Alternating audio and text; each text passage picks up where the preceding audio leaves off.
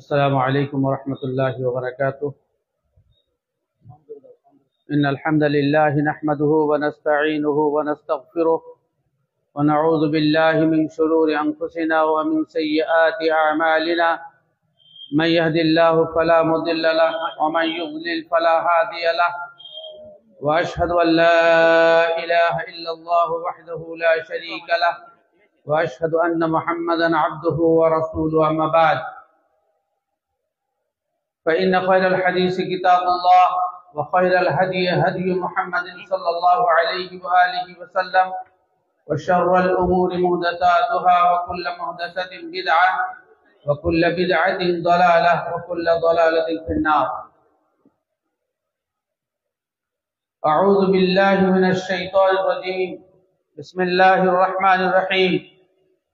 قل هذه سبيلي أدعو إلى الله على بصيرة أنا ومن اتبعني سبحان الله وما أنا من المشركين. وقال تعالى في موضع آخر: ولا يصدنك عن آيات الله بعد إذ أنزلت إليك وادع إلى ربك ولا تكونن من المشركين. আল্লাহ তাআলা অশেষ হামদ। শারীরিক সমস্যা সত্ত্বেও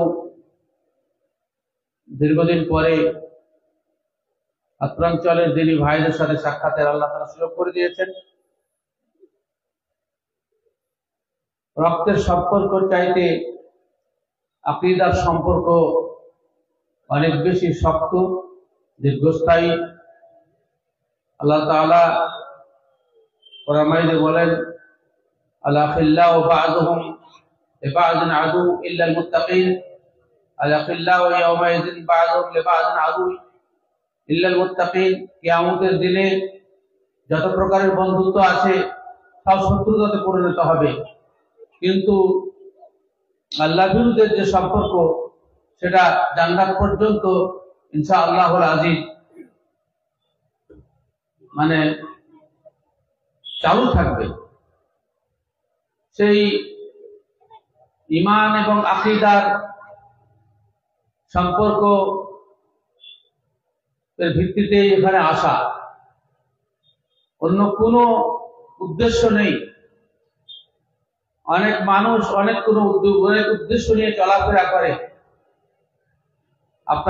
আপনাদের নিকট আসার একমাত্র উদ্দেশ্য দ্বীনকে নিয়ে আলোচনা করা, পর্যালোচনা করা, বোঝা, অনুধাবন করা, মানুষকে উৎসাহিত করা। আল্লাহ রাসূল সাল্লাল্লাহু আলাইহি ওয়াসাল্লাম এটাই ছিল। যেহেতু আমি এবং আমার পাশে থাকা ব্যক্তি আরিফুল ইসলাম মাদানী, আমরা মানুষের কাছে সহি আকীদা, সহি আমল, সহি বিশ্বাস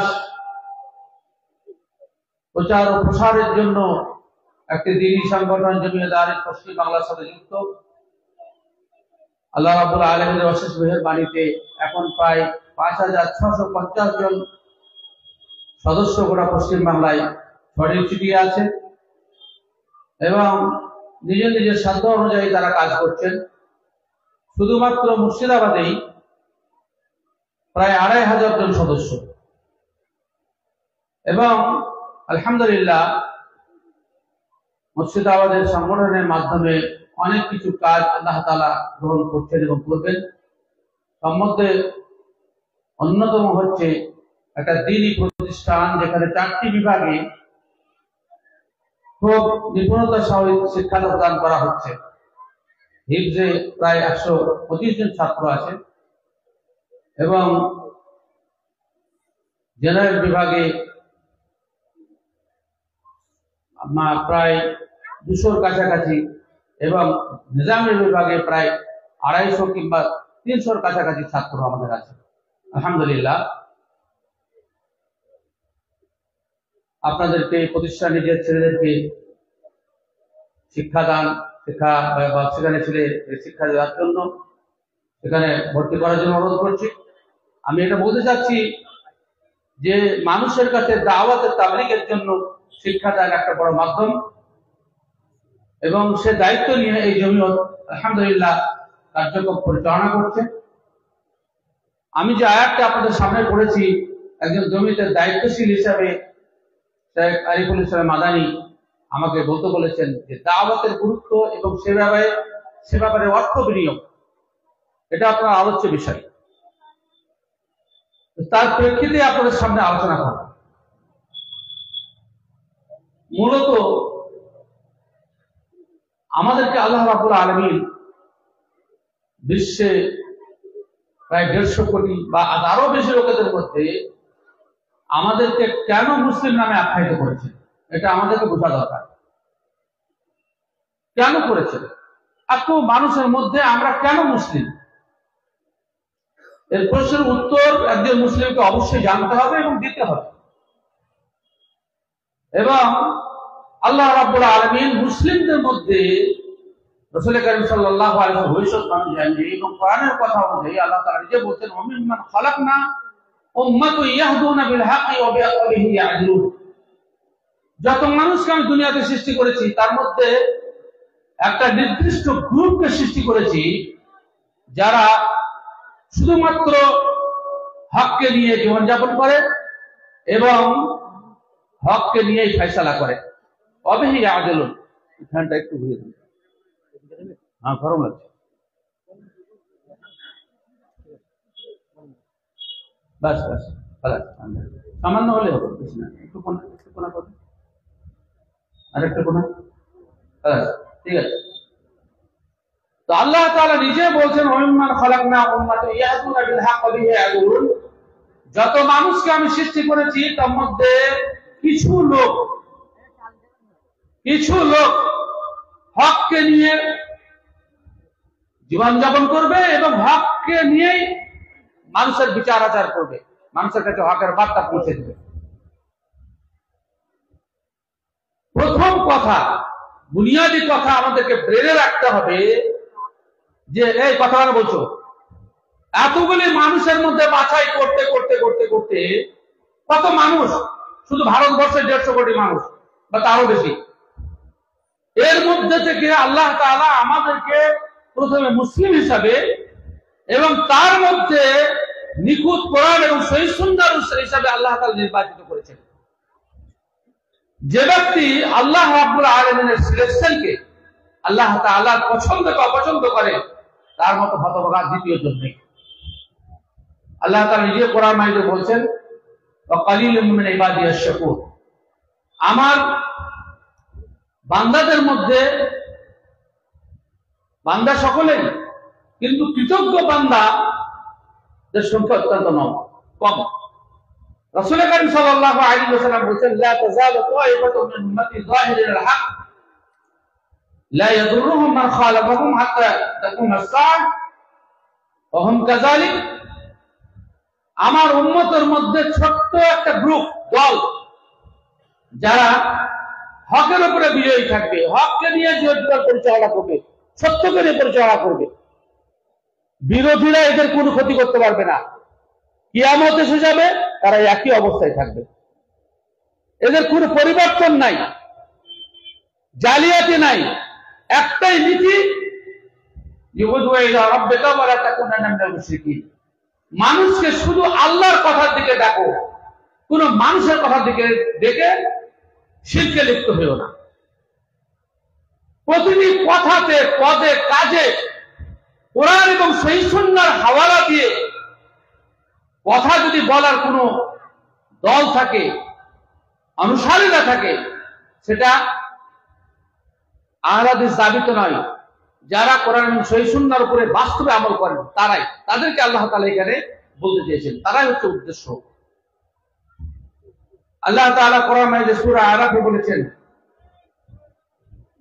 যে ইত্তাবিউ মা উনজিলা ইলাইকুম মির রাব্বিকুম ওয়া লা তাত্তাবিউ মিন দুনিহি আউলিয়া কালিলান মা তাযাক্কারুন। শুধুমাত্র আল্লাহর পক্ষ থেকে আগত বিধানেরই তোমরা অনুসরণ করো, এছাড়া কাউরির কথা মানবে না। কেননা মানুষ স্মৃতিশক্তিতে দুর্বল, আজ এক সিদ্ধান্ত নয়, কালকে সেটা পরিবর্তিত হয়ে যায়। মোটা উদাহরণ যেটা, ডাক্তার আম্বেদকর গঠনতন্ত্র রচনা করার পরে ৭৭ 100 বারও বেশি সংশোধন হয়েছে। আল্লাহ তাআলা নিজের বিধান সম্পর্কে কোরআনে স্পষ্ট করছেন, লা তাবদীলা লিকালিমাতিল্লাহ, আমার কথার কোনো পরিবর্তন নেই, কোনো পরিবর্তন নেই।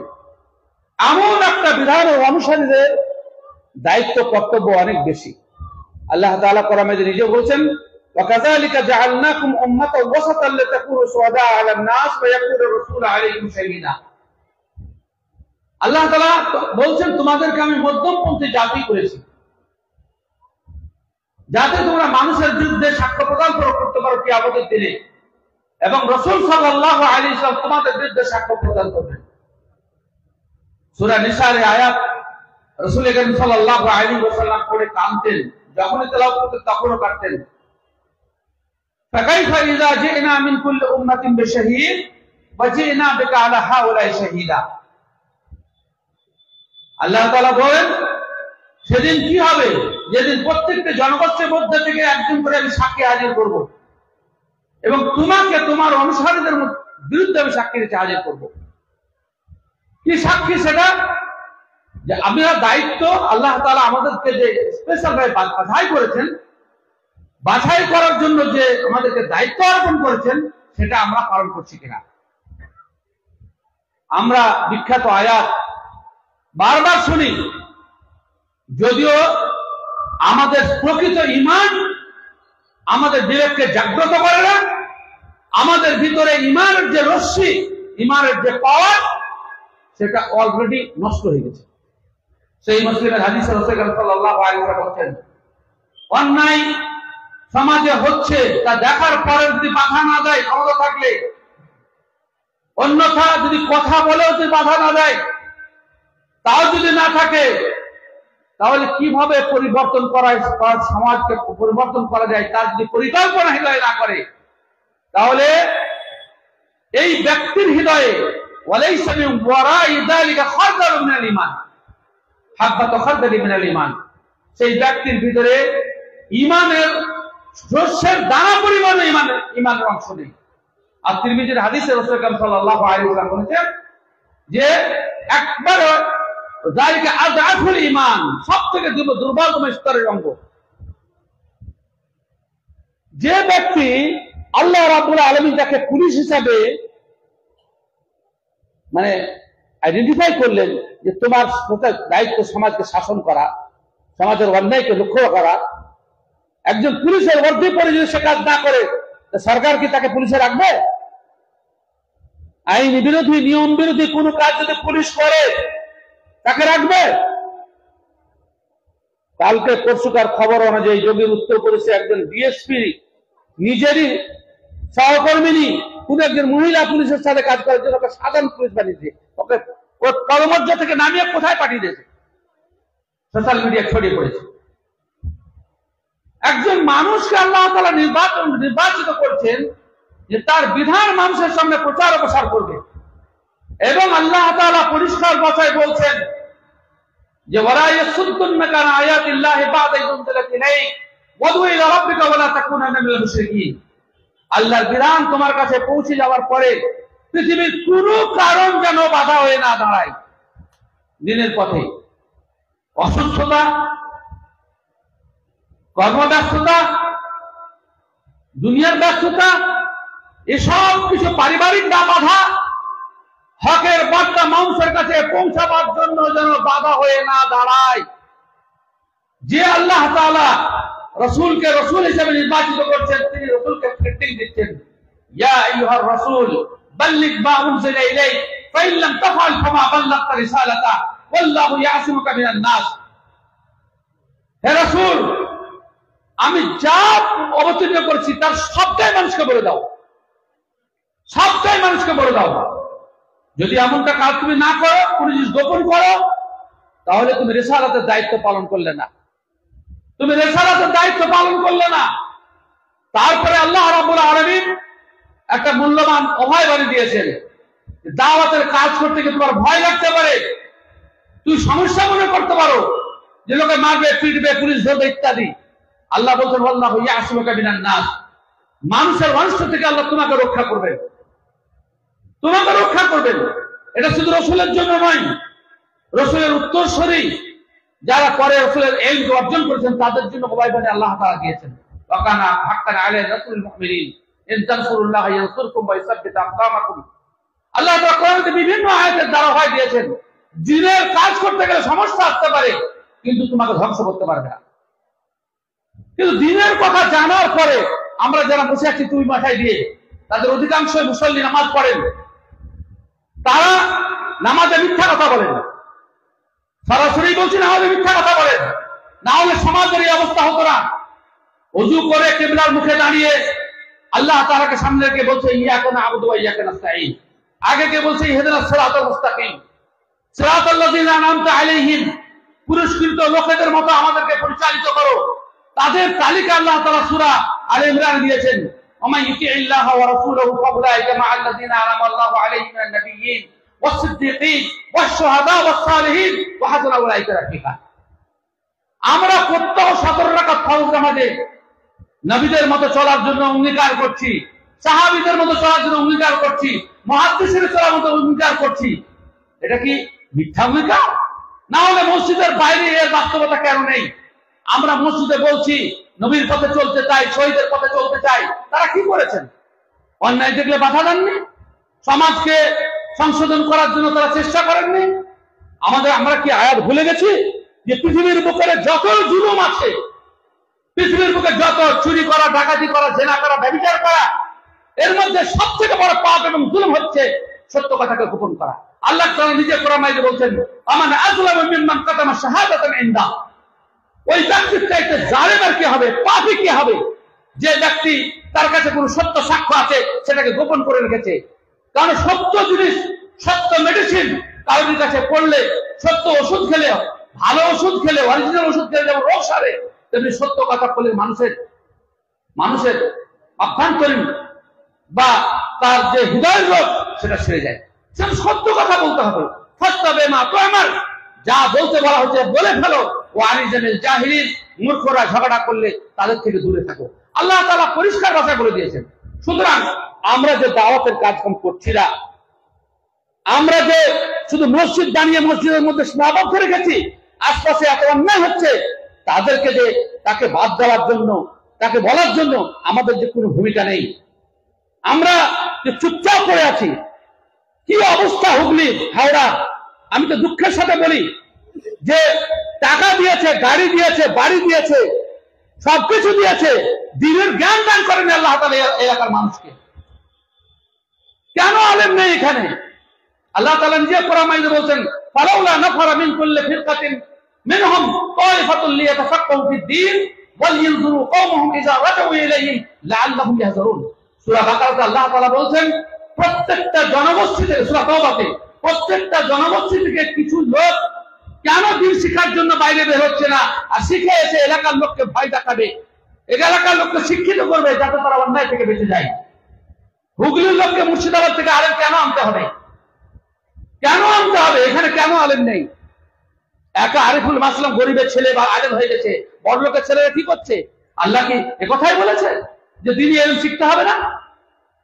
জানবেন আব্দুল্লাহ সাহাবের কথা হয়তো আপনাকে পড়া লাগতে পারে, লাগতেই পারে, কেননা অসুস্থ মানুষকে যখন সঠিক চিকিৎসা দেয় তখন ছটফট করেছে।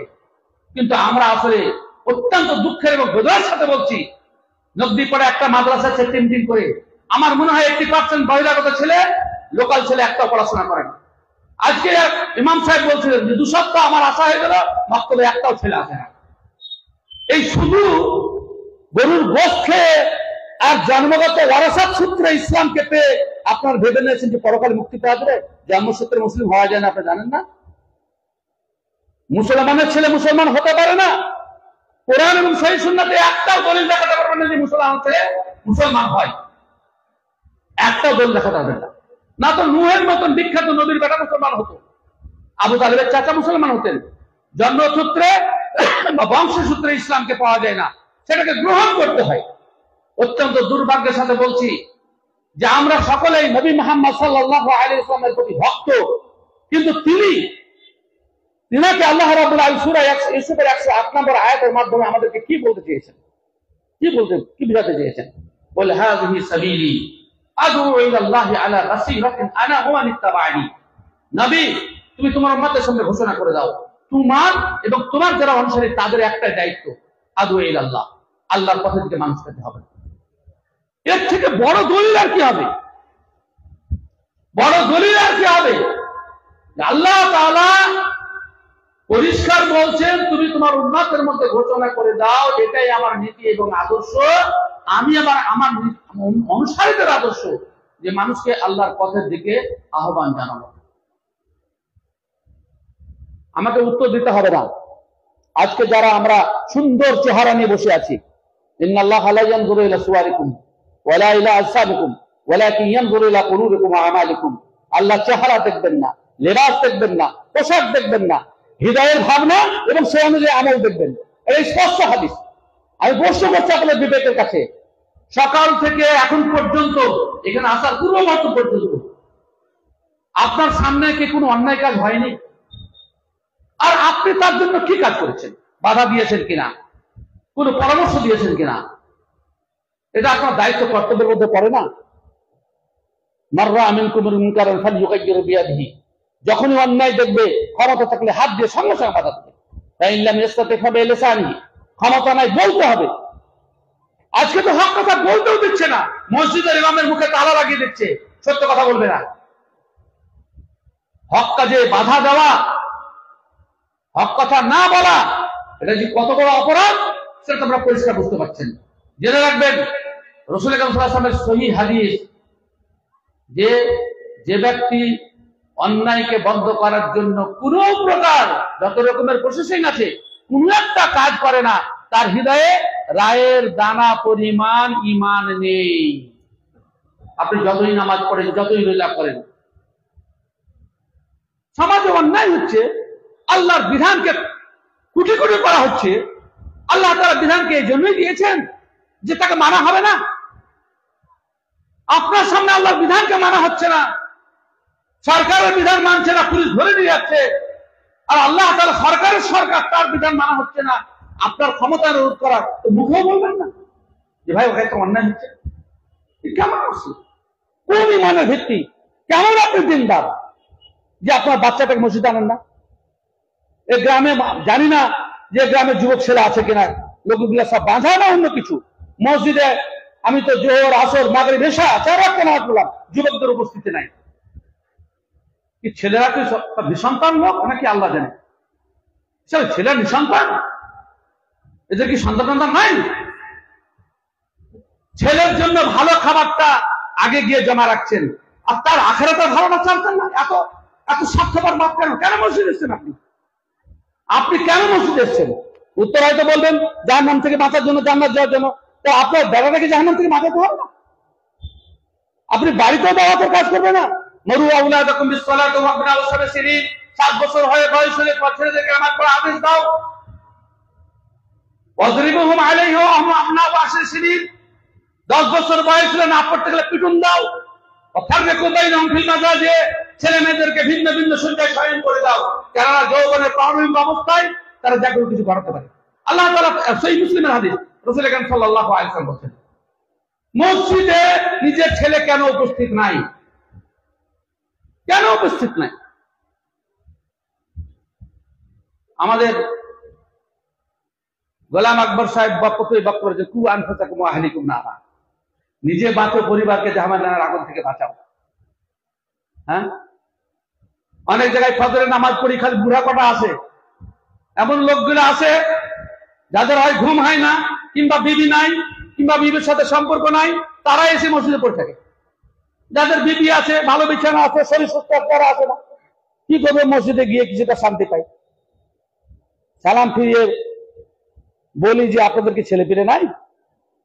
বলে আছে। কি ব্যাপার নাই কেন? আমরা বাধা মানুষ নাকি? এমন স্বার্থপর বাপ যে জান্নাত যাওয়ার জন্য রাতের ঘুম নষ্ট করে মসজিদে এসেছে, আর ছেলেদেরকে জাহান্নামে যাওয়ার জন্য বাড়িতে ঘুমাতে দিয়েছে। এত স্বার্থপর বাপের ঔরসে জন্মগ্রহণ করা ছেলের জীবন বৃথা। আলহামদুলিল্লাহ, পারিবারিক দিক থেকে এমন বাপের ঔরসে জন্মগ্রহণ করেছি, একজনও বেরামাজি নাই। 7 বছরের ছেলে কেউ বেরামাজি নাই, গোটা পরিবারে। আপনি যদি বড় কাজ না করতে পারেন, ছোট কাজ, বাড়ির দায়িত্ব তো সামলাবেন, বাড়ির দায়িত্ব তো সামলাবেন। অন্যায় কাজে বাধা দেওয়া, কত বাধা না দিলে যে কত বড় গুনাহ, সেটা তো আপনি জানেন। বানি ইসরায়েলের যারা বাধা দেয়নি আর যারা অন্যায় করতো সবকে বাংলা বানিয়ে দিয়েছিলেন আল্লাহ তাআলা। কোরআনে এটা বিস্তারিত বর্ণনা এসেছে। জেনে রাখবেন, যারা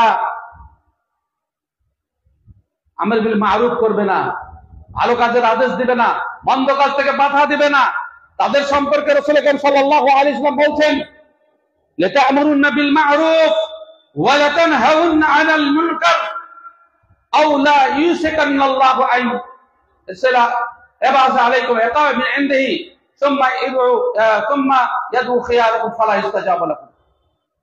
আল্লাহ তাআলা বলছেন, অবশ্যই ভালো কাজের আদেশ দেবে, মন্দ কাজ থেকে বাধা দিবে, অন্যথা আল্লাহ তাআলা নিজের পক্ষ থেকে শাস্তি পাঠাবেন। তখন তোমাদের মধ্যে ভালো লোকেরা দোয়া করলে আল্লাহ দোয়া কবুল করবেন না। শাস্তি কত ভাবে আসে, আমরা এখন শাস্তির অবস্থায় আছি কিনা সেটাকে একটু বুঝে নেওয়া দরকার, যে এখন আমাদের শাস্তির পিরিয়ড চলছে কিনা। কোরআন কি বলছে? সূরা আনামের 65 নম্বর আয়াতে আল্লাহ তাআলা বলছেন, কুল হুয়াল কাদিরু আলা আইয়াবাসা আলাইকুম আযাবান কুল হুয়াল কাদিরু আলা আইয়াবাসা আলাইকুম আযাবান মিন ইনদিকুম মিন ফাওকিকুম আযাবান মিন ফাওকিকুম আও মিন তাহতি আরজুলিকুম আও ইয়ালবিসাকুম শিয়া আও ইউযিকা বা'যাকুম বা'সা বা'য উনজুর কাইফা নুসাররিফুল আয়াতি লাআল্লাহুম ইয়াফকাহুন। সূরা আনামের 65 নম্বর আয়াত। আল্লাহ বলছেন, মানুষের অন্যায়ের কারণে আমি 4 ভাবে শাস্তি দিই। আকাশ থেকে, আকাশের শাস্তি বুঝতে পারছেন, নিচে থেকে ভূমিকম্প, ভূমিধস ইত্যাদি। আর এক প্রকার হচ্ছে আপোষে দ্বন্দ্ব লাগানো। মানুষে মানুষে মিল থাকবে না, মানুষে মানুষে মিল থাকবে না। আজকে হিন্দু মুসলিমের মধ্যে যে রেষারেষি চলছে, মুসলমানদের বিভিন্ন গ্রুপের মধ্যে যে রেষারেষি চলছে, পারিবারিক সদস্যদের মধ্যে যে মনের অমিল, এটা যে আল্লাহ আকাশ থেকে আসা আল্লাহর শাস্তি, এটা আমরা বুঝতে পারি না। আমরা বুঝি না, কোরআন বলছে যে আমি দ্বন্দ্ব লাগাবো, আমি দ্বন্দ্ব লাগিয়ে দিই।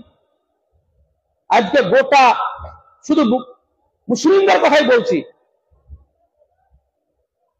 সেটা দিনের ব্যাপার হোক কিংবা দুনিয়ার ব্যাপার হোক, কারোর সাথে কারোর মিল নাই।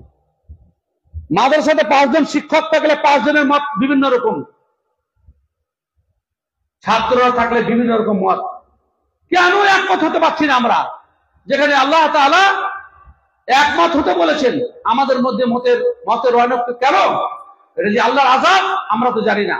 রাসূল আকরাম সাল্লাল্লাহু আলাইহি ওয়াসাল্লাম বলছেন, ইন্নাল জামাআতা রাহমাতুন ওয়াল ফুরকাতা আযাব। নিশ্চয় ঐক্যবদ্ধ জীবন হচ্ছে আল্লাহ তাআলার বিশেষ অনুগ্রহ। ঐক্য যখন মানুষের মধ্যে বিরাজ করবে, জানতে হবে আল্লাহ তাআলা মানুষকে খুশি হয়ে ঐক্যমত দিয়েছেন, মানুষ ঐক্যবদ্ধ হয়েছে। আর যদি বিচ্ছিন্নতা হয়, মতের মধ্যে অনৈক্য হয়, রাসূল আকরাম সাল্লাল্লাহু আলাইহি ওয়াসাল্লাম বলছেন, ওয়াল ফুরকাতা আযাব। বিচ্ছিন্নতা হচ্ছে আযাব, আল্লাহর শাস্তি।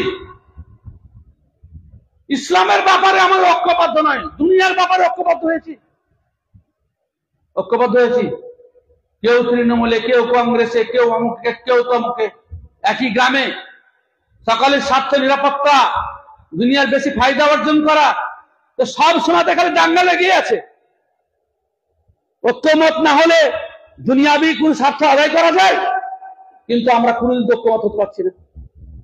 এক এক নেতার আমরা এক এক ভক্ত, আর একজন আরেকজন গীবত করে চলছি। দিনের ব্যাপারেও একমত নয়, যে ঐক্যবদ্ধ এই দিনের খুঁটি খাম্বাকে ভালো করে ধরি, আমাদের সেই ব্যাপারে ঐক্য নয়। একমাত্র এটা আল্লাহ তাআলার আযাব।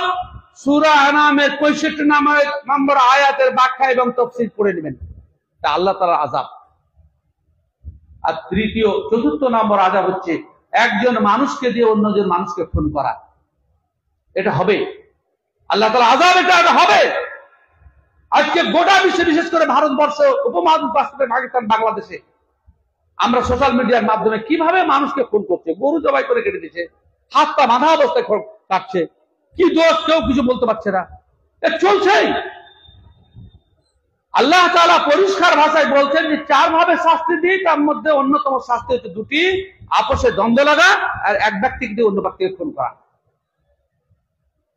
আর রাসূল আকরাম সাল্লাল্লাহু আলাইহি ওয়াসাল্লাম বলছেন এই শাস্তি তখনই আসবে যখন বিভিন্ন ধরনের পাপ হবে, বিশেষ করে ভালো কাজের আদেশ এবং মন্দ কাজের নিষেধাজ্ঞার বিষয়টাকে মানুষ গুলিয়ে ফেলবে, অন্যায় করলে বাধা দিবে না। আর ইসলাম তো ইসলাম দূরের কথা, যে ব্যক্তি মন্দকে সহ্য করে সে ব্যক্তি নিজে মন্দ, সে কথা রবীন্দ্রনাথ ঠাকুরও বলেছেন। তিনি বলছেন অন্যায় যে করে আর অন্যায় যে সহে তব ঘৃণা তারে যেন তৃণ সমদহে। একটা মানুষকে আপনার সামনে অন্যায় হচ্ছে, মানসিকভাবে অসুস্থ, তাকে সোজা করার জন্য আপনার কোনো মেহনত নেই, আপনার নীরব বিপ্লব নেই, গোপন কোন সিটিং নেই, তাকে ভালো করার জন্য আপনার কোনো প্রসেসিং নেই, খারাপকে খারাপ থাকতেই দিয়েছেন, তাকে সুস্থ করার জন্য আপনার অর্থ ব্যয় হচ্ছে না, আপনি শ্রমও দিচ্ছেন না। কোন মানুষ আপনি? কোন সিস্টেমে আপনি ভালো মানুষ? কোন দলের ভিত্তিতে আপনি ভালো মানুষ? না, আল্লাহ তাআলা কোরআন মাজিদে পরিষ্কার বলছেন ফাওয়াইলুল লিল মুসাল্লিন আল্লাযিনা হুম আন সালাতিহিম সাহুন। ওই মুসল্লিদের জন্য ওয়াইল দোজখ নির্ভর করছে, রাখা আছে যারা সালাতের উদ্দেশ্য লক্ষ্য সম্পর্কে গাফিল। গাফিল। আমরা সালাতে মিথ্যা কথা বলছি, মসজিদে গিয়ে ব্যায়ামের মাধ্যমে গায়রিল মাগদুবি আলাইহিম ওয়ালাদ-দাল্লিন, মিথ্যা কথা বলছি। আর আল্লাহ তাআলা কি বলছেন? ইয়া আইয়ুহাল্লাযীনা আমানুত্তাকুল্লাহা ওয়া কুলু কাওলান সাদীদা। কথা যখন বলবে সত্য কথা বলো। ইসলিহ লাকুম আমালাকুম, তোমাদের আমলের সংশোধন তিনি করে দেবেন। এত মুসল্লি, এত মসজিদ ঝাঁ চকচিকা, আমাদের আমলের ইসলাহ হচ্ছে না, আমরা দায়িত্ব পালন করতে পারছি না। আল্লাহ তাআলা যে আমাদের প্রতি অসন্তুষ্ট, এটা বোঝার প্রয়োজন আছে? আমাদের মধ্যে ঐক্য আসছে না, এটা বোঝার প্রয়োজন আছে? আব্দুল্লাহ সালাফি আপনাকে হতে হবে না, আরিফুল ইসলাম মাদানী আপনাকে হতে হবে না যে আপনি ময়দানের মধ্যে ছুটে পড়েন। বাড়ির চৌহদ্দির মধ্যে কি আপনি দাওয়াতে তাবলীগের কাজ করতে পারবেন না?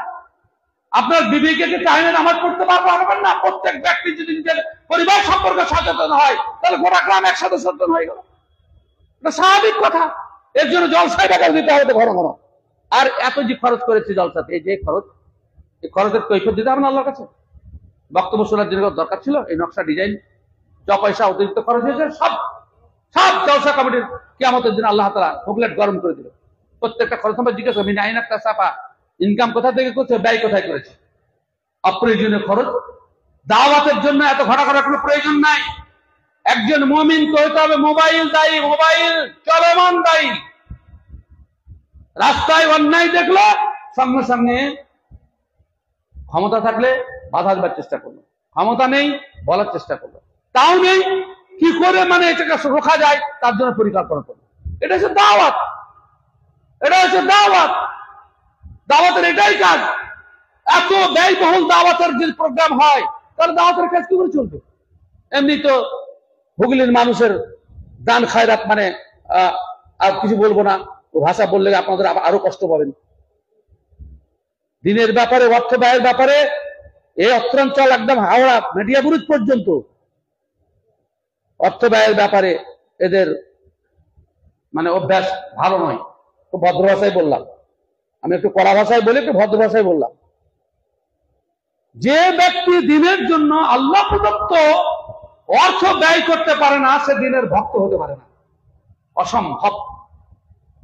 রাসূল করিম সাল্লাল্লাহু আলাইহি ওয়াসাল্লাম, কেউ কোনো বখিল বলে যে আল্লাহ রাসূল মানে চাটায় শুয়েছিলেন, মৌলবীরা তখন গদিতে শুয়েছে। হ্যাঁ, টাকার কি দরকার? হাদিস না জানলেও এরকম কথাই বলে।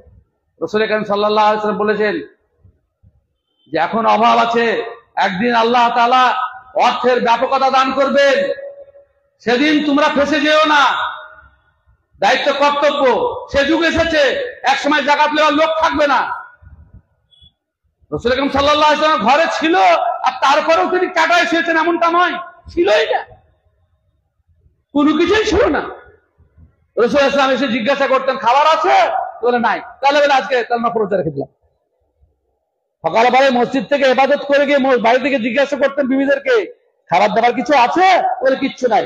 বলে আজকে রোজা রেখে দিলাম। যার নাই সে চাটা হিসেবে কি হবে? আমরা শুইনি? আমরা ছাত্র জীবনে শুইনি? চাটাই কেন? এক হাতের বেশি টাকা পাইনি। তখন অভাব ছিল, এখন মাদ্রাসাতে প্রত্যেক 4 ছেলের জন্য খাটের ব্যবস্থা হয়েছে। জামিয়া সালাফের মতো প্রতিষ্ঠানে পড়েছি, ইলেকট্রিক আলো ছাড়া ফ্যান দেয়নি, কিনতে পারতো অনেক। এখন চাপে পড়ে টাকাও বেশি হয়েছে, এখন ফ্যান দিয়েছে। গোটা ছাত্র জীবনে ফ্যান পাইনি, এত গরমে কাটিয়েছি। 16 বছর পড়াশোনা করেছি, ফ্যানের চেহারা দেখিনি। দারুস তালিম মোবারকপুরে ইলেকট্রিক লাইটও দেখতে পাইনি। অর্থের অভাব ছিল, অভাব ছিল। এখন হাই ভোল্টেজ লাইট, আমার প্রতিষ্ঠান প্রায় 15 বিঘার উপরে আমাদের প্রতিষ্ঠান জমিয়তের মাধ্যমে পরিচালিত। সেখানে যে হাই ভোল্টেজ লাইট 3 মাসে 3 লক্ষ টাকা কারেন্টের বিল আছে, শুধু ইলেকট্রিক বিল 3 লক্ষ টাকা। আল্লাহ টাকা দিয়েছে, মানুষ সুবিধা ভোগ করবে। কেননা হাদিসে পরিষ্কার এসেছে যে আল্লাহ তাআলা যদি কাউকে নিয়ামত দেয় তো তার জীবনে আল্লাহ তাআলা তার প্রভাব দেখতে চান।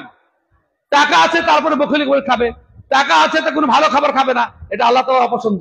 অর্থ আছে তুমি খাও, অন্যকে খাওয়াও, সে সময়ের সাথে তুলনা করা যাবে না। দিনের জন্য অর্থ ব্যয় করতে হবে। একা তাবুকের যুদ্ধে সাহাবীদের দান আমাদের গোটা লাইফের দান, একা সাহাবীদের দান। আব্দুর রহমান বিন আওফ আর ওসমান রাদিয়াল্লাহু তাআলা 25 কেজি করে সোনা দান করেন। সেই সময় 25 কেজি সোনার দাম। 200 ঘোড়া। আদি বিন আসিম 1350 কুইন্টাল খেজুর দান করেন। খালি একদিনের খেজুর দান করেন। আর চাঁদির তো আরো কত। আবু বকর সবথেকে গরিব মানুষ, সবথেকে গরিব মানুষ। তিনি গোটা বাড়ি ঝেঁটে নিয়েছিলেন, যা 1400 দিরহাম ছিল। 1400 দিরহাম মাত্র আবু বকরের কাছে। কোটায় আবু রাসূল জিজ্ঞাসা করছেন কি আছে বাড়িতে? বলে কিচ্ছু নাই, আল্লাহ এবং তার রাসূলের নাম, তার হুকুম ওখানে আছে, আমি সব নিয়ে হাজির হয়েছি। দিন বোঝার জন্য সাহাবীদের ত্যাগের কথা আপনি আর রাহিকুল মাকতুম পড়েন, শেখ সাইফুর রহমান মোবারক করে ডিটেইলস দিয়েছেন কিভাবে দান করেছেন। আর আমাদের লোক ইউনিভার্সিটি চাই, বড় ইসলামিক বিশ্ববিদ্যালয় চাই, বড় মাদ্রাসা চাই। প্রত্যেকে হবে, প্রত্যেকে হবে, টাকা দেবে না। ভালো কাজ চাই, টাকা দেবে না। মসজিদ ঝাকঝক চকচিকা করতে আল্লাহ রাসূল নিষেধ করেছেন, সহিহ মুসলিমের হাদিস, মা উমিরতু বিতাশয়ীদিল মাসাজিদ। আমি মসজিদ চাকচিক্য করার জন্য আদেশপ্রাপ্ত হইনি। মসজিদ সাধারণ হবে, ইবাদতের জায়গাতে এমন কিছু হবে না যে মানুষ বই দেখতে থেকে যাবে। সেখানে মসজিদে নিয়ে পেশার মানুষ, অথচ সব মূর্খ, শিক্ষার জন্য টাকা নাই। নামাজ কি করে পড়তে হবে জানে না, মসজিদ চকচিকা করছে। ওই টাকাটা শিক্ষার জন্য রাখা যায় না? মক্তবে একজন ভালো শাইখুল হাদিস রাখা যায় না মাদ্রাসার ইমাম সাহেব হিসেবে? 30-40 হাজার টাকা বেতন দিয়ে মসজিদের তো ঝাঁকঝাঁক চাকরি করে লেম শেখার জন্য, এটা করা যায় না? খুব করা যায়। কিন্তু আমাদের কাছে ইট পাটকেল বিল্ডিং এর মহাব্বত বেশি দিনী ইলমের তুলনায়। এটাই তো হচ্ছে সব থেকে সমস্যা। ইট পাটকেল, মার্বেল, মোজাইক প্লেট এর ভালোবাসা বেশি। আবু দারদা রাদিয়াল্লাহু তাআলা দামেস্কে ছিলেন। কাসির বিন কায়েস বলছেন যে এক ব্যক্তি সফর করে মদিনা থেকে দামেস্ক যাচ্ছেন 1 মাস পায়ে হেঁটে, 1 মাস পায়ে হেঁটে। আবু দারদার কাছে গিয়ে বলছেন, আপনার কাছে আমি অন্য কোনো উদ্দেশ্যে আসিনি, আল্লাহ রাসূলের শহর থেকে দামেস্কে এসেছি, আপনি একজন সাহাবী, আপনার কাছে আমি কোনো উদ্দেশ্যে আসিনি, 1 মাস পায়ে হেঁটে যাচ্ছেন। একটাই এসেছি, উদ্দেশ্যে এসেছি যে আপনার কাছে আল্লাহ রাসূল একটা হাদিস আছে শুনেছি যা অন্যের কাছে নাই, সেটা শেখার জন্য এসেছি। তখন তিনি আবু দারদা রাদিয়াল্লাহু তাআলা আনহু হাদিস শুনিয়ে দিলেন, মান সালাকা তারিকান ইয়ালতামিসু ফিহি ইলমান সালাকাল্লাহু বিহি তারিকান ইলাল জান্নাহ। বিদ্যা শেখার জন্য যতটা পথ চলবে ততটাই তাকে আল্লাহ তাআলা জান্নাতের পথে এগিয়ে দেবে। আর তিনি শিক্ষার ব্যাপারে আমাদের কোনো মানসিকতা নেই, সমাজ পরিবর্তনের জন্য আমাদের কোনো ভাবনা নেই। জেনে রাখবেন, মুসলমানদের গাড়ি বাড়ি চাকরি বাকরি, একটা দল আছে, কিছু লোক আছে মুসলমানদের পিছিয়ে যাচ্ছে, সরকার পিছিয়ে দিচ্ছে, সরকার পিছিয়ে দিচ্ছে। পিছাবে না, পিছাবে না। আল্লাহ তাআলা নিজে কোরআনে বলছেন, ওয়াল্লাহ ইন্নাল্লাহা ইয়ারফা বিহাযাল কিতাবি আকওয়ামা ওয়া ইয়াদাউ বিহি আখারিন। সহিহ মুসলিমের হাদিস, বুখারী হাদিস। কোরআন মাজিদ মানার জন্য জাতির উত্থান ঘটান, কোরআন ছেড়ে দেওয়ার জন্য জাতির পতন ঘটান। আল্লাহু ইয়াকফিজুল কিসতা ওয়া ইয়ারফাউ, উত্থান পতন ঘটানোর মালিক একমাত্র আল্লাহ।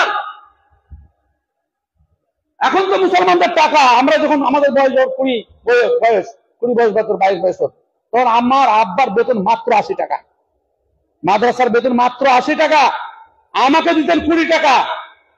আমরা 10 ভাই বোন, মানে 1/4 টাকা প্রতি মাসে আমাকে দিতেন আব্বা। তখন বাংলাদেশের ভাড়া ছিল মাত্র 22 টাকা। কোন দিকে বিনিয়োগ করেছেন টাকাটা? কোন দিকে বিনিয়োগ করেছেন? আরো ছেলে তো আছে, আমরা 6 ভাই, সবাই আলেন। কোন দিকে বিনিয়োগ করেছেন? আমরা দিন শেখার জন্য তো নিজের অর্থ ব্যয় করি না, মানুষকে শিক্ষা দেওয়ার জন্য, মন্দ কাজ থেকে বাধা দেওয়ার জন্য তো আমাদের কোনো উদ্যোগ নেই। আমরা শুধু ইট জোগাড় করতে ব্যস্ত, ইটের পর ইট সাজাতে ব্যস্ত, যা এগুলো শেষ হয়ে যাবে। এখানকার মানুষকে বলছি, নগদী পাড়ার মানুষ যদি নগদী পাড়ার মাদ্রাসা নিজের ছাত্র ভর্তি না করায়, কিয়ামতের দিনে কোনো রক্ষা নাই। আর মাদ্রাসার সভাপতি সেক্রেটারি হওয়ার তো দুনিয়ার আইনে মানে কোনো অনুমতি নেই। আপনি স্কুল কলেজের সদস্য আপনার ছেলেরা থাকলে হতে পারবেন না, হতে পারবেন না। কোন হাই স্কুল প্রাইমারি স্কুলে আপনার যদি ছেলেরা থাকে আপনি মেম্বার হতে পারবেন না। তো মাদ্রাসায় কি করে হতে পারেন? দুনিয়ার আইনটা মানেন না, শরীয়তের আইন তো দূরের কথা। মাসালুল্লাযী ইউআল্লিমুন নাসাল খায়রা ওয়া ইয়ানসা নাফসা কামাসালিস সিরাজ ইউযিউ লিন-নাস ওয়া ইউহাররিকু নাফসা। पंडित जी मसाल जी बातें करे बनाए, औरों को भेजे चांदनी, खुद अंधेरे जाए। कुरान सीखो जन्नत जाबा, कुरान सीखे जन्नत जाबा। अब तुम्हारे बेटा জান্নাত যাবে না? মাসায় ভর্তি করে জান্নাত, তোমার বেটা জান্নাত দরকার নাই? বাপ এমন বাপ যে ছেলেদের মঙ্গল চায় না, এমন বাপ হওয়া উচিত নাই। জেনে রাখবেন, কথা বেশি বাড়িয়ে লাভ নেই। সহিহ বুখারীর হাদিস, সহিহ বুখারীর হাদিস বলছি, আব্দুল্লাহ সাল্লাম নিজের কথা বলছে না। মা মিন আবদিন ইস্তারআহুল্লাহু রাইয়াতান, অন্য হাদিসে আছে, অন্যান্য সুনান গ্রন্থে আছে ভারতী শব্দ, কালিলাতান কানাত আও কাসীরাতান ফালাম ইয়াহুতহা বিনাসিহাতিন লাম ইয়াজিদ রাইহাতাল জান্নাহ। আল্লাহ সাল্লাল্লাহু আলাইহি ওয়াসাল্লাম বলেন, কোন ব্যক্তির অধীনে অল্প মানুষ থাক কিংবা বেশি মানুষ থাক, তাদেরকে যদি শরীয়ত মোতাবেক পরিচালনা না করে জান্নাতের সুগন্ধ পাবে না। কিন্তু এখানে আল্লাহ তাআলা বলেননি যে বেনামাজি হলে পাবে না, নামাজি হলে পাবে, এই কথা বলেননি। দায়িত্ব পালন না করার কারণে জান্নাতের সুগন্ধ পাবে না। অন্যান্য সহিহ গ্রন্থে এসেছে যে 40 মাইল দূরত্ব থেকে জাহান্নামীরা জান্নাতের সুগন্ধ পাবে, কিন্তু যারা নিজেদের সন্তানকে, পরিবারকে দ্বীনের পথে পরিচালনা করার জন্য চেষ্টা করেনি, এরা জান্নাতের সুগন্ধটুকু পাবে না। এত কত বড় অপরাধী চিন্তা করতে পারে। ওয়া ইন্না রিহাহা লাতুজাদু মাসিরাতে কাযা ওয়া কাযা, কোন হাদিসে এসেছে যে জান্নাতের সুগন্ধ এত দূরত্ব থেকে, কোনটা 40 মাইল, 40 মাস, কোন 40 বছর, কেউ 40 মাস, বিভিন্ন রকম ব্যাখ্যা করেছেন। কিন্তু যারা দ্বীনের পথে পরিচালনা করার জন্য নিজের আয়ত্তাধীন ব্যক্তিদের জন্য কোন সময় ব্যয় করেনি, তার পরিকল্পনা করেনি, অর্থ ব্যয় করেনি, এরা জান্নাতের সুগন্ধটুকু পাবে না। এটা পুরো হাদিসের ঘোষণা, এটা হাদিসের ঘোষণা। জান্নাতের সুগন্ধ পাবে না। আলা কুল্লুকুম রাইন ওয়া কুল্লুকুম মাসউলুন আন রাইয়াতি, প্রত্যেক ব্যক্তির একটা দায়িত্ব আছে, দায়িত্ব সম্পর্কে আল্লাহ তাআলা জিজ্ঞাসা করবেন। ভাই সকল, ঈমানের একটা সুন্দর দাওয়াত ও তাবলীগের ব্যাপারে খুব সুন্দর উপমা দিয়েছে। সেটা হচ্ছে, ঈমান হচ্ছে একটা আগুনের মতো। আগুন যেখানে থাকবে নিজের আশপাশকে গরম করবে। ঈমানের একটা উদাহরণ দিয়েছি যে কেন ওর ভিতরে রায়ের দানা পরিমাণ ঈমান থাকে না। এই ছেলে, কি ব্যাপার? এদিকে দেখাও, কি করতে এসছো ওখানে? গল্প করতে? একটা কথা বলবা না, না তো তোমার 14 গোষ্ঠী গাল খেয়ে নেবে। ছেলেদেরকে আদব শিখাতে হবে যে মসজিদে গেলে কথা বলতে হয় না, মসজিদে গেলে কথা হয় না, আল্লাহর ঘর। বাপ মা তো এসব শিখাবে না। প্রথম তো জন্ম থেকে ইংরেজি ডাক্তার করতে হবে, A B C D E F G, যাতে কোনো রস নাই, কিছু নাই। দুনিয়া শুধু দুনিয়ার নির্যাস। ছেলেকে আদব শেখান। বিখ্যাত হাদিস শুনেননি? রাসূল আকরাম সাল্লাল্লাহু আলাইহি ওয়াসাল্লাম সাহাবীদের বাব তারহিল ইমাম আল মাসালা আমামান নাস, ইমাম বুখারী বাব বলেছেন যে ইমাম সাহেব মানুষের সামনে প্রশ্ন ছুড়ে দেওয়া, রাসূল আকরাম সাল্লাল্লাহু আলাইহি ওয়াসাল্লাম বলছেন যে এমন একটা গাছের নাম বলো যার পাতা, কাণ্ড, গাছ সবই লাভদায়ক। কেউ বলতে পারলেন না, কেউ বলতে পারলেন না। ওমর রাদিয়াল্লাহু তাআলার বেটা আব্দুল্লাহ বাড়ি এসে বলছেন, আব্বা আপনারা বড়রা তো কেউ বলতে পারে, আমার খুব মনে পড়েছিল। তো আব্দুল্লাহ ইবনে ওমর রাদিয়াল্লাহু তাআলা বলছেন, বেটা যদি মজলিসে বলে দিতি, বেটা স্কুলে ফার্স্ট ছেলে, বাপের বুক খুলে না।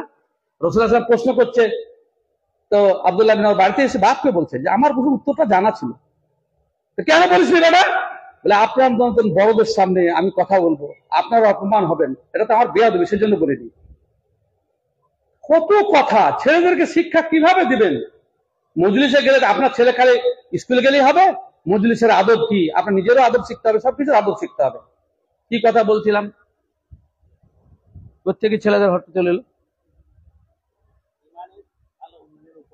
হ্যাঁ, মাশাআল্লাহ, ঈশ্বতা সচেতনতা আছে, কনসাস ভালো আছে, আলহামদুলিল্লাহ। একটা জায়গা থেকে যদি কথা ছুটে যায়, সেটা যদি লোক মানে দিতে পারেন, তাহলে কি শুনছিলেন তখন পর্যন্ত? সকলে বেন থাকতে হবে, এটা সজাগ থাকতে হবে মজলিসে। সজাগ না থাকলে ইমামকে লুপা দিবেন না, কোন সূরা পড়লো, কোথায় চলে, আপনার বুঝতে থাকলে লুপা দিতে পারবেন না, স্বাভাবিক। তো উপমা যে আগুনের মতো, কেন আল্লাহ রাসূল কেন বলছেন যে ওর প্রতি রায়ের দানা পরিমাণ নেই, তার উদাহরণ দেন সুন্দর করে। এক জায়গাতে আগুন জ্বলছে, আগুনের কাজ কি? আস্তে আস্তে গরম করা, কিন্তু পরিমাণ এত কম ও গরম করতে পারছে না। পরিমাণ এত কম, বেশ বাইরে চারদিকে ঠান্ডা বেশি, ও গরম করতে পারছে না। তো ওর নাম আগুন রাখতে হলে ওকে কি করতে হবে? দিকে দিকে জ্বলতে হবে, দিকে দিকে জ্বলতে হবে, যতক্ষণ জ্বলবে ততক্ষণ আগুন। আর যেমন নিভে গেল ঠান্ডার চাপে, তখন নাম কি হলো? নাম কি হবে গো? আগুন নিভে গেলে নাম কি হবে? ছাই। মানে আপনার বিশেষ গুণ না থাকলে, আগুনের গুণ না থাকলে সে হয়ে গেল ছাই। তাই ঈমান আপনার ভিতরে আল্লাহ রাসূল সাল্লাল্লাহু আলাইহি ওয়াসাল্লামের রায়ের দ্বারা পর ঈমান নাই, কারণ ঈমান থাকলে তো আপনি অন্যকে সহ্য করতে পারতেন না, আপনি বেঈমান হয়ে গেলেন। উদাহরণ দিয়েছে, অনুভব বরফের উদাহরণ দিয়েছে। একটা বরফের গোটা, অতক্ষণ বরফ বলবে তাকে যতক্ষণ গোটা হয়ে আছে, গরমের চাপে গলে গেল, তার নাম কি হয়ে গেল? পানি। নামই পরিবর্তন হয়ে যাচ্ছে। আপনি নিজে ঈমানদার, ঈমানের কাজ করেননি, আপনি বেঈমান হয়ে গেলেন। রাসূলুল্লাহ সাল্লাল্লাহু আলাইহি ওয়াসাল্লাম ভাষা বলছেন, সহিহ মুসলিমের হাদিস, যে তার ভিতরে রায়ের দানা পরিমাণ ঈমান নেই, তার দানা পরিমাণ ঈমান নেই। চিন্তা করতে পারেন, বনী ইসরায়েলদের মধ্যে এক প্রকার লোক, ভালো লোক ছিল, তারা দাউদ নবীর তেলাওয়াত শুনতে এসেছিল, তাদের নিয়ত কোনো মান্য ছিল না। ওরা খালি অবহেলা করেছিল, যে ওরা যা করছে ওদের ব্যাপার, আমরা ভালো হয়ে চলি। তা আল্লাহ তাআলা চুপ যে ছিল, আর যারা অন্যায় করছিল উভয়কে মারণ করে দিলেন। তাহলে শরীয়তের দৃষ্টিতে আমাদের সামনে অন্যায় হলে তাকে যদি আমরা বাধা না দিই, আমাদের ঈমান থাকবে না। লাআল্লাকা বাকিউন নাফসাকা আলা আল্লা ইয়াকুনু মুমিনিন, তারা যদি ঈমানদার না আসে তোমার সাথের লোকেরা, তাহলে তুমি জান দিয়ে দিবে। আল্লাহ সাল্লাল্লাহু আলাইহি ওয়াসাল্লামের কথা।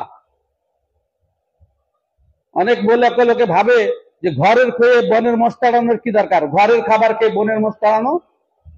হ্যাঁ, বনের মোষ না তাড়ালে আপনার লোকালয়ে এসে আক্রমণ চালাবে, এটা স্বাভাবিক। বনের মোষ তাড়াতে হবে, অন্যায়কে বন্ধ করতে হবে। এর মিসাল আল্লাহ সাল্লাল্লাহু আলাইহি ওয়াসাল্লাম সহিহ হাদিসে দিয়েছেন। ব্রাদারুল ইসলাম, অন্যায়কে প্রতিরোধ করার জন্য আমাদের নিজের আত্মরক্ষার জন্য এটা অত্যন্ত জরুরি, অত্যন্ত জরুরি। আল্লাহ রাব্বুল আলামিন সূরা হুদে বলছেন, কত মূল্যবান কথা দেখেন। আজকে এসআইয়ের নামে, এনআরসির নামে এবং বিভিন্ন নামে বিভিন্ন জায়গাতে, শুধু ভারতবর্ষে নয়, যে মুসলিমদের ভিতরে যে সমস্ত ষড়যন্ত্র চলছে, আজকে গাজায় যে ষড়যন্ত্র চলছে, আপনি কি ভাবছেন যে আল্লাহর তো অনুমতি নেই? কোরআন মাজিদ পড়েছেন? দেখেন কোরআন মাজিদ কি বলে, বিনা অনুমতিতে কোনো মুসিবত দুনিয়াতে আসে না। আল্লাহ তাআলা নিজে বলছেন, মা সাই মুসিবাতিন ইল্লা বিইজনিল্লাহ ওয়া মান ইউমিন বিল্লাহি ইয়াহদি বিকলবা আল্লাহু বিকুল্লি শাইইন আলিম। সূরা তুগাবুনে আল্লাহ তাআলা বলেন, ছোট্ট মুসিবত হোক আর বড় মুসিবত হোক, আল্লাহর হুকুম ছাড়া দুনিয়াতে আসে না। আয়েশা রাদিয়াল্লাহু তাআলা ঘরে আল্লাহ রাসূল সাল্লাল্লাহু আলাইহি ওয়াসাল্লাম বসেছিলেন, চেয়ার একটা নিভে গেল। রাসূল সাল্লাল্লাহু আলাইহি ওয়াসাল্লাম বলছেন, ইন্না লিল্লাহি ওয়া ইন্না ইলাইহি রাজিউন। আয়েশা বলছেন, এতবার বিপদের কি আছে? অন্যের ঘর থেকে, তখন তো এসব সিস্টেম ছিল না, পাশের ঘর থেকে জেলে নিয়ে চলে আসবো। রাসূল সাল্লাল্লাহু আলাইহি ওয়াসাল্লাম বললেন, কুল্লু মাসা আল মুমিন ফাওয়া মুসিবা। মুমিনকে যা খারাপ লাগে সেটাই মুসিবত। যত প্রকারের মুসিবত পৃথিবীতে আছে সব আল্লাহর নির্দেশে আসে। একাধিক আয়াতের এর ব্যাপারে আপনাদের বলতে পারি। যত আমাদের অন্যায়ের কারণে, আমরা দায়িত্ব পালন না করার কারণে, এটা আমাদের পানিশমেন্ট এবং শাস্তি আল্লাহ রাব্বুল আলামিনের পক্ষ থেকে আসছে। আপনি দাওয়াতের কাজ করতেন, তানজানিয়া একটা মুসলিম দেশ, এক ব্যক্তির দাওয়াতে একদিনে গোটা দেশ মুসলিম হয়ে যায়। ইন্দোনেশিয়া একদিনে একটা লোকের দাওয়াতে একদিনেই মুসলিম হয়ে যায়, একটা দ্বীপরাষ্ট্র, একটা লোকের দাওয়াতে।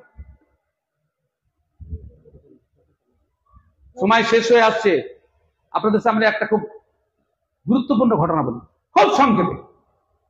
আমাদের ভারতের প্রথম স্বাধীন ভারতের প্রথম শিক্ষামন্ত্রী, কেন্দ্রীয় শিক্ষামন্ত্রী মাওলানা আবুল কালাম আজাদ, তার পিএ ছিলেন কবি মালিক রাম। হিন্দি সাহিত্যের উজ্জ্বল নক্ষত্র কবি মালিক রাম ছিলেন মাওলানা আবুল কালাম আজাদের পিএ। এত বড় আলেম, ভারতবর্ষে এত ভাষার পণ্ডিত আলেম খুব কমই জন্মেছে। ওনার তাফসীর তরজমাউল কোরআন পড়বেন, আরো যে সমস্ত বই পড়েছেন, আল হেলাল, আল বালাগ, বিভিন্ন পত্র পত্রিকা উনি ছেপেছেন। ওরা পড়লে বুঝবেন যে লোকটা কত পণ্ডিত ছিলেন। মূলত আরব নিবাসী, সৌদি ইন্ডিয়ার অধিবাসী হয়ে গেছিলেন পূর্বপুরুষ থেকে, অনেক আগে থেকে এসে, বড় পণ্ডিত মানুষ। কিন্তু একদিনের জন্য কবি মালিক রামকে বলেননি যে তাওহীদ ছাড়া মৃত্যু হলে তোমার পরকালে মুক্তি নেই। তাওহীদের প্রতি তোমার বিশ্বাস না থাকে, আল্লাহর প্রতি একত্রে বিশ্বাস না থাকে, তোমার পরকালে মুক্তি নেই, একথা বলেননি। শেষ বয়সে বার্ধক্যের কারণে মারা যাবেন এমন পরিস্থিতি, হসপিটালে ভর্তি হন, তখন একজন আলেম নাঈম সিদ্দিকী তাকে হাসপাতালে দেখতে যান। দেখার পরে তাকে বিভিন্ন প্রকার, ওই সময়তে সুখের কথা, গল্পের কথা, অনেক কিছুই হয়। তিনি বুঝাতে সক্ষম হন যে এই অবস্থায় মৃত্যু হলে তোমার পরকালে মুক্তি নেই। তিনি সেই অবস্থাতে হসপিটালে বেডে শুয়ে ইসলাম গ্রহণ করেন এবং তিনি বলেছিলেন যে আমি এত বড় আলেমের সংস্পর্শে থাকা সত্ত্বেও আমাকে কোনদিন দাওয়াত দেয়নি। যদি আমি জোয়ান অবস্থায় এই দাওয়াতটা পেতাম তাহলে ইসলামের বহু আমি কাজ করতে পারতাম না। আমার পাশে অন্যায় হচ্ছে, কোন লোককে আমি ভালো পরামর্শ দিব না? কেমন মুমিন, কেমন ইমানদার? একজন অমুসলিমের বাড়িতে যদি আগুন লাগে, আমরা সব জায়গাতে আমাদের অবস্থা, আমাদের পাড়াতে দুটো পাড়া মুসলিম, আমি নিজে আগুন নিভাতে গেছি। আগে খুব আগুন লাগতো, ছোট ছোট খড়কুটের ঘর, এখন তো সব পাকা বাড়ি করে দিচ্ছে, সরকারের ঘর কত ঘর দিচ্ছে, সব পাকা বাড়ি হয়ে গেল। জীবনের ঝুঁকি নিয়ে আগুন নিয়ে গেছি, দুই হাতে দুই বালতি নিয়ে, কেননা মানুষ, নিরীহ মানুষ পুড়ে যাবে, রক্ষা নেই। তাহলে দুনিয়ার আগুন থেকে বাঁচাবার জন্য আপনি যাকে শত্রু মনে করেন, এমন লোক বহু আছে, তাকেও বাঁচাতে যান। জাহান্নামের আগুন, কুল্লার জাহান্নাম আসাদ হাররা, জাহান্নামের আগুন আরো বেশি ভয়াবহ, আল্লাহ নিজে বলছেন। তার থেকে বাঁচাবার জন্য আপনাকে করতে হবে না, চেষ্টা করতে হবে না। আপনি জানছেন দলিলের ভিত্তিতে যে এই লোকটা যদি হকের পথে না আসে, দিনের পথে না আসে, জাহান্নামে যাবে, তা আপনার বাঁচাবার দায়িত্ব নাই, আপনার কর্তব্য নাই। কি করে বিছানায় ঘুম আসে? এত রুগী চারিপাশে, এত রুগী চারিপাশে, আপনি ডাক্তার, আল্লাহ আপনাকে এলেম দিয়েছে, বিদ্যা দিয়েছে, আপনার ঘুম কি করে আসে? 1,44,000 সাহাবী ছিলেন বিদায় হজে। রাসূলুল্লাহ সাল্লাল্লাহু আলাইহি ওয়াসাল্লাম খালি একটা কথা বলেছিলেন, ফালিয়ুবাল্লিগুশ শাহিদুল গায়ব, যারা উপস্থিত আছো অনুপস্থিতদের কাছে আমার কথা পৌঁছে দিও। সৌদি সরকার গঠিত হওয়ার পরে কতজন সাহাবীর কবর আছে এটা খোঁজ করার পরে চিহ্নিত করা গেছে, কনফার্ম হয়ে গেছে, মাত্র 10,000 সাহাবীর কবর সৌদি মাটিতে আছে। বাকি 1,34,000 সাহাবী কোথায় গেলেন? রসুলের একটা অর্ডার পালন করতে গোটা বিশ্বে ছড়িয়ে পড়েছেন। চট্টগ্রামে, কেরালাতে, কাশ্মীরে সাহাবীদের কবর বিদ্যমান, একদম কনফার্ম। তখন বাহন ছিল না, কিছু ছিল না, সমুদ্র কিভাবে করে তারা সারা পৃথিবী ছড়িয়ে, দস্ত দস্ত হ্যায় দরিয়া भी না छोड़ा हमने বাহরে जुल्मात में दौड़ा दिए घोड़े हमने, চলেছে সব চারদিকে। আর সেই পজিশন আমাদের নেই। আমার পাশে আমার বিবি, আমার ছেলে, আমার মেয়ে, আমার ভাই, আমার চাচা, আমার প্রতিবেশী অন্যায় কাজে লিপ্ত আছে, তাদেরকে বুঝিয়ে ফুসলিয়ে কিছু টাকা দিয়ে, কিছু পয়সা দিয়ে, দাওয়াত করে খাইয়ে কিছু বুঝাবার জন্য আমাদের কোনো চেষ্টা নেই। আমি চেষ্টা তো করেছি, আমি তো বলতে পারি। একটা যখন মুমূর্ষু রোগী মারা যায়, তখন ডাক্তার বলে আমি আমার সাধ্য মতো আমার শেষ চেষ্টাটা আমি করেছি, কিন্তু বাঁচানো গেল না। এরকম যদি হয় যে আপনি বলছেন বলছেন বলছেন কিন্তু শুনছে না, তো আপনি তো মজুরি পাচ্ছেন। আমাদের এক সাংগঠনিক ভাই বলছেন, কত বলে গো, জুমার খোদ্দাই বলছি, অমুকে বলছি, তমুকে বলছি। আরে 20 বছর তো শিখতে গেছে, বয়স এখন 60, 40 বছর ভাই তুমি দাওয়াতের কাজ করছো। ধরে নেন নূহ আলাইহিস সালাম 950 বছর দাওয়াতের কাজ করছেন, 950 বছর। আর দাওয়াতের ব্যাপারে সূরা মাইদাতে নবী মুহাম্মদ সাল্লাল্লাহু আলাইহি ওয়াসাল্লামকে বলছেন যে নূহ তোমার মডেল, আইডিয়াল, একে ফলো করো। দাওয়াতের কাজে বস্তু থাকবে না, থাকলে হবে না। আরামের জন্য আল্লাহ তো দুনিয়াতে পাঠায়নি, মরলেই তো আরাম পাবো কবরে। আরামের জন্য তো মাটির বিছানা, ওখানে ডিস্টার্ব করার কেউ নেই। হাদিস শুনেননি? সৎ আমল গিয়ে বলবে নামকান নাউমাতিল আরুস, নববিবাহিত দম্পতি বরের মতো তুমি শুয়ে যাও, লা ইউকাযুকা ইল্লা আহাব্বুন নাস ইলাইক, তোমাকে তোমার প্রিয়জনই তোমাকে তোলাবে, সেটা হচ্ছে ভালো আমল। তো কবরে তো আরামের জন্য জায়গা পড়ে আছে, এখানে এত আরামের কেন ব্যবস্থা, এত আয়োজন কেন? কুন ফিদ দুনিয়া কান্নাকা গরীব আও আবির সাবিল ওয়া উদ্দা নাফসাকা ফি আহলিল কুবুর, দুনিয়াতে বিদেশি মানুষের মতো থাকো, রাস্তা অতিক্রম করে ব্যক্তির মতো থাকো। এত আয়োজন কিসের, যার পরবর্তী মুহূর্তে কোন নিশ্চয়তা নেই? একটা সুন্দর সোসাইটি, সুন্দর পরিবেশ গড়ে তোলার জন্য সকলের একটা সার্বিক প্রচেষ্টা না হলে কোনদিন তৈরি করা যায় না। পুলিশের দ্বারা সমাজ শাসন করা সম্ভব নয়। পুলিশ সবসময় বসে থাকবে? এত পুলিশ, এত পুলিশ, এত পুলিশ, সিভিক পুলিশ, অমুক পুলিশ, তমুক পুলিশ, অন্যায় তো প্রতিরোধ করা যাচ্ছে না। মানুষ যদি নিজের নীতি পরায়ণ না হয়, পুলিশের বাপের ক্ষমতা আছে নীতি শিখাতে? ভালো হয়ে আমরা, পুলিশের দরকার পড়বে না। আমরা সমাজকে ভালো করি, লোককে ভালো করি, যে আল্লাহর ভয়ে অন্যায় কাজ করবে না। একটা ঘটনা বলে আমার বক্তব্য শেষ করছি। আর অর্থ দিয়ে টাকা খরচ করে ব্যাপারে যত প্রকারের টাকা খরচ করেন, দাওয়াতের ময়দানে খরচ করা সব থেকে নাকি, মসজিদ তৈরি করার থেকে নাকি। কারণ আপনি দাওয়াতের দিয়ে মুসল্লি তৈরি করবেন, মসজিদ তৈরি করে কি হবে? মসজিদের উন্নতি হচ্ছে, মুসল্লির উন্নতি হচ্ছে না। অথচ মুসল্লি ছাড়া মসজিদ অচল। কথাটা ঠিক না? ঠিক। মসজিদ চকচিকা হচ্ছে, মুসল্লি খসকিসা। আর মাদ্রাসা চকচিকা হচ্ছে, ছাত্রদের শিক্ষা হচ্ছে না, মাদ্রাসার বিল্ডিং হচ্ছে, ভালো আলেম তৈরি হচ্ছে না। খুব দুঃখের কথা। একটা ছোট্ট ঘটনা বলছি। হাফেজ আইনুল বারী সাহেব অনেক পূর্বে পত্রিকাতে দিয়েছেন, তখন থেকে আমি বক্তব্য বলি কথাটা, এবং এটা এরপরে এর মূল সোর্সেও আমি দেখেছি আরবি গ্রন্থে। সেটা হচ্ছে ফজাইল বিন ইয়াজ নামক জনেক এলাকার মাস্তান, কুখ্যাত ডাকাত, একদিন এক লোকের বাড়িতে ডাকাতি করতে উঠেছে। তখন তো এত কংক্রিট ঘর ছিল না, যে কোনো সময় খড় হাঁটিয়ে, ছাদ দিয়ে টাল হাঁটিয়ে ভিতরে ঢুকা যেত। সেরকমই বাগদাদে একটা বাড়িতে ঢুকতে যাচ্ছে না, বাড়ির মালিক কোরআন তেলাওয়াত করছেন। আপনাদের জন্য বলছি, এটা সকলের জন্য আল্লাহ বলেছেন, ও ফজাইলের জন্য বলেননি আল্লাহ তাআলা সূরা আদিতে। বাড়িতে ঢুকতে যাবেন, এমন সময় বাড়ির মালিক ওই রাতে কোরআন তেলাওয়াত করছে। আমাদের রাতে কোরআন তেলাওয়াত তো দূরের কথা, সকালেও করি না। অনেক রাত মোবাইল দিয়ে ঘাঁটি, ব্যবসা করি, আর ফজরের নামাজ পড়ে 10টা পর্যন্ত ঘুমাই, যে সময় বরকতের সময়। শরীর অসুখ হবে না কেন? আমরা ঘুমাই, তো রাত্রে কোরআন তেলাওয়াত করছেন।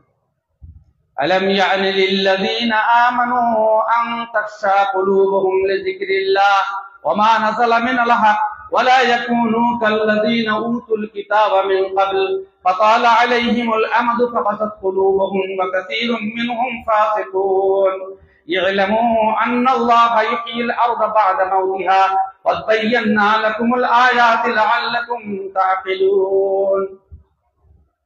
কোরআনের আয়াতের অর্থ হচ্ছে, যারা ঈমানের দাবি করছে, এখনো কি আল্লাহর বিধানের সামনে সারেন্ডার হওয়ার সময় আসেনি? আল্লাহর বিধান শোনার পরে তাদের অন্তর কাঁপে না? ফজাইল বলছে যে এই সময় ইয়া করছে কেন? আমাকে তো চ্যালেঞ্জ করছে, আমি মুসলিম দাবি ডাকাতি করতে কেন ঢুকছি? হ্যাঁ, বাড়ি মালিক করছে এই সময়। সত্যই তো আমি আল্লাহকে ভয় করি না? কানতে কানতে নেমে চলে এলেন ওখান থেকে, এসে এক ঝোপের আড়ালে অঝর নয়নে কাঁদছেন, আল্লাহর সাথে প্রতিশ্রুতি করছেন, অঝর নয়নে কাঁদছেন। সেই সময় একদল ব্যবসায়ী বাগদাদে ঢুকছে, ওরা বলাবলি করছে এলাকার মাস্তান আছে, রাতে সফর করা হবে না, জানতে পারলে পুঁজি গায়েব করে দিবে। হুজাইল বলছে আর একটা দল, আমি একা, তো আমার আল্লাহ, আমার ভয়ে মানুষ কাঁপছে আর আমি আল্লাহর ভয় কাঁপছি না। কত বড় আমি অপরাধী, আল্লাহর ভয় না আমার ভিতরে। আল্লাহর কাছে প্রতিশ্রুতি দিলেন যে আমি আর এসব তো করবোই না, অবশিষ্ট জীবন মদিনার ওলামায়ে কেরামদের থেকে আমি ইলম শিখবো। চলে গেলেন মদিনা। এমন ভাবে বড় মুহাদ্দিস হলেন, বুখারীতে ইমাম বুখারী রাহিমাহুল্লাহ তার বর্ণনা করা হাদিস বুখারীতে স্থান দিয়েছেন। একটা ডাকাত আল্লাহর ভয়ে বড় আলেম হয়ে যাচ্ছে, আর আমরা নিজেকে ইমানদার দাবি করছি, আলেম হওয়ার কোনো ইচ্ছাই নেই। তিনি যখন মারা গেলেন, সেই জানাজার মজলিসে ইমাম শাফিঈর ওস্তাদ ইমাম মক্কি রাহমাতুল্লাহ আলাইহি জানাজাতে ছিলেন। উনি লোকেদেরকে বললেন, ভয় কি জিনিস আল্লাহর, কিভাবে ভয় মানুষের জীবন পরিবর্তন করতে পারে, এটা যদি দেখার নমুনা দেখার উদ্দেশ্য থাকে তো দেখো চলে এসে দুনিয়া থেকে। ভয়ই নাই আল্লাহর কাছে আমাদের, দুনিয়া নিয়ে আমরা ব্যস্ত। ব্রাদার ইসলাম, কথা আর বাড়াবার প্রয়োজন নেই। আমার বলার উদ্দেশ্য একটাই, যে আপনি জন্মগতভাবে একজন দায়ী, আপনি জন্মেছেন দায়ী হিসাবে, দাওয়াত দেওয়ার ব্যক্তি হিসাবে। আপনি যদি নিজের জীবনের মূল দায়িত্ব পালন না করেন, আল্লাহ রাব্বুল আলামিন ছেড়ে কথা বলবেন না, ছেড়ে কথা বলবেন না। পরিষ্কার আপনাকে, তার জন্য আমি কোরআন মাজিদের বিভিন্ন স্থান থেকে আপনাকে আমি দলিল শুনিয়েছি। আল্লাহ তাআলা বড় জালেম বলেছেন, কোন সাক্ষ্য গোপন করার নাই। সত্য কথা সবসময় বলতে হবে, নিজের স্বার্থের জন্য মিথ্যা কথা বলা যাবে না। সাক্ষ্য আপনাকে দিতেই হবে, কারণ সত্য সাক্ষ্য না দিলে সমাজ সংশোধন হবে না। আল্লাহ তাআলা নিজে বলছেন, ওমান ইয়াকতুমিশ শাহাদাতা ফাইন্নাহু আসিমুন কলবু ওয়া মান ইয়াকতুমহা ফাইন্নাহু ওয়ালা তাকতুমুশ শাহাদা ফাইন্নাহু মান ইয়াকতুমহা ওয়া মান ইয়াকতুমহা ফাইন্নাহু আসিমুন কলবু। সাক্ষ্য গোপন করো না, যে ব্যক্তি সাক্ষ্য গোপন করে তার অন্তরটাই পাপী। আয়াতের প্রেক্ষিতে যে ব্যক্তি দাওয়াত তাবলীগের কাজ করে না, সত্যের সাক্ষ্য প্রদান করেন না, তার শরীর পরিচ্ছন্ন হলে কি হবে, তার অন্তরটা পাপী। আল্লাহ তাআলার কাছে দোয়া করি, আল্লাহ রাব্বুল আলামিন আমাদের প্রত্যেককে সাধ্য অনুযায়ী দাওয়াতের কাজ করার পূর্ণ তৌফিক দান করেন। অলসতা আমাদেরকে যেন গ্রাস না করে, জড়তা আমাদেরকে যেন আমাদের হাত পা বেঁধে না দেয়। যে যে অবস্থায় থাকবো আমরা দাওয়াতের কাজ করব, আল্লাহ সে তৌফিক যেন আমাদেরকে দান করেন। আকুলু কওলি হাযা আস্তাগফিরুল্লাহ লি ওয়া লাকুম ওয়া লিসাইরিল মুসলিমিন।